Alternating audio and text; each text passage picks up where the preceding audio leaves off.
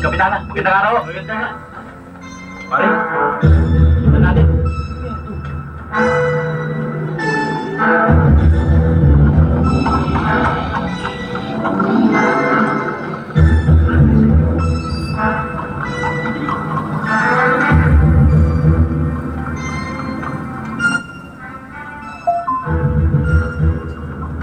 Kapitana, napasugod kayo.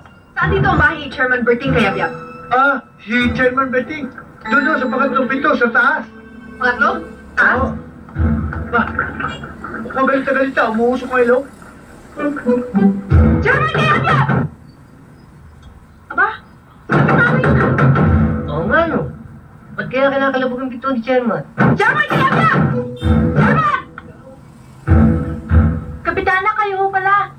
Pero magaling mong tatay. Sandali ho. Ibang klase dating ah, mukhang galit na galit ah. Wala akong tatay. Saan siya nagpunta? Nandun sa palengke. Nagdidilihen siya ng ulam sa palengke. Naku, hindi mo magagawa ng ita yun. May inaayos lang ang gulo doon. Sa palengke ka mo? Kapitana, ano mo bang diferensya? Huwag ka nang makialam. Ang malaki ang oras ng Betting. Halika, sundan natin. Sandali lang ho. Igan, ano bang... Wala na naman nangyayari. Hindi ko alam. Ang bilis mo. Hoy, Fernan! Yung bayad mo! Halika, pare. Bakit? Nandun ka dyan? Ay, mawala lang kayo.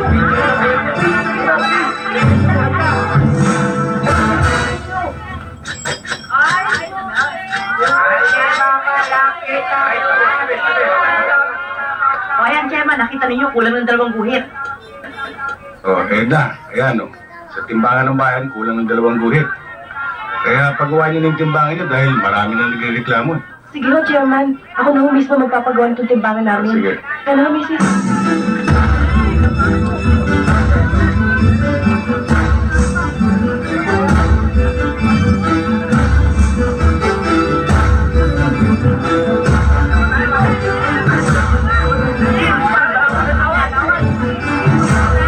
Chairman, baka naman matulungan nyo kami dito sa problema namin sa tubig.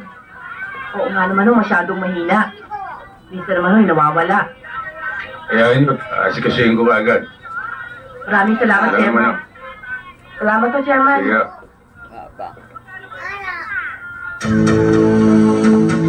Chairman Cayabyab, Kapitana, naligaw kayo. hindi ako naligaw. Ikaw ang sinadya ko rito. Para linawin ang mga pagbabastos na ginawa mo sa akin. Ha? Anong pambabastos ang ginawa? Bakit mo ipinagkakalat na nagkakandara pa ako ng pag-ibig sa'yo? Bakit? Sino ka?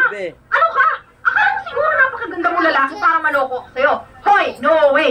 Hindi ako yung tipong babae mababaliw sa'yo. Kapitana, nakatingin sa atin yung mga tao. Huwag tayo mag-skandalo rito. Ano skandalo? Wala akong pakialam. Akala ko ba we have a democracy? I can say whatever I want, wherever I please, kahit saan. May reklamo? Akala mo siguro hindi makakarating sa akin, ano? Ganyan kayong mga lalaki. Pag naku-corner, para kayong mga hamong tupa, bumabaliktad. Hindi. At ito, tandaan mo, kahit ikaw pinakamayamang lalaki, pinakagwapong lalaki at saksakan ng romantikong tao, wala ka pa rin pag-asa sa akin dahil hindi kita kaya. Teka, ang sinabi ko lang, maalat yung adobong linuto mo. Eh di binastos mo rin ako.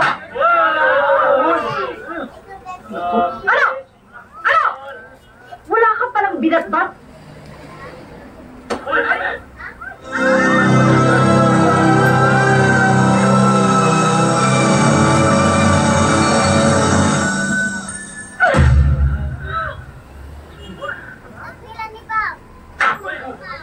Dos.